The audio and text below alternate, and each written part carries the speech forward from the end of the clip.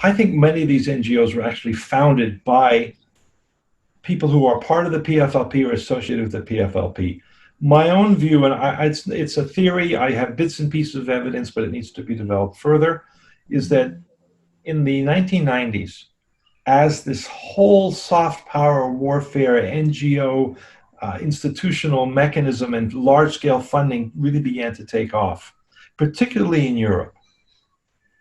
The Europeans in 1995 had this big conference called Barcelona Euromed, and that's where they pledged large amounts of money for, it was, I think, a 5 billion euro project, but hundreds of millions for what they called civil society. And that's when they first began to pour large amounts of money into NGOs.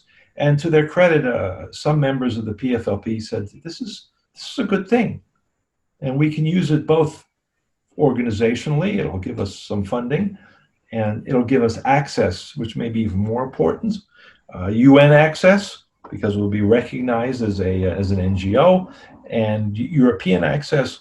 We'll often see members of some of these NGOs sitting in small groups in UN coffee shops in Geneva and discussing resolutions or appointments or reports of commissions of inquiry, which are always anti-Israel in these things. And so you'll see the mix of the diplomats and the NGOs, the same people from the PFLP. Some of them really are celebs in the world of the United Nations and human rights.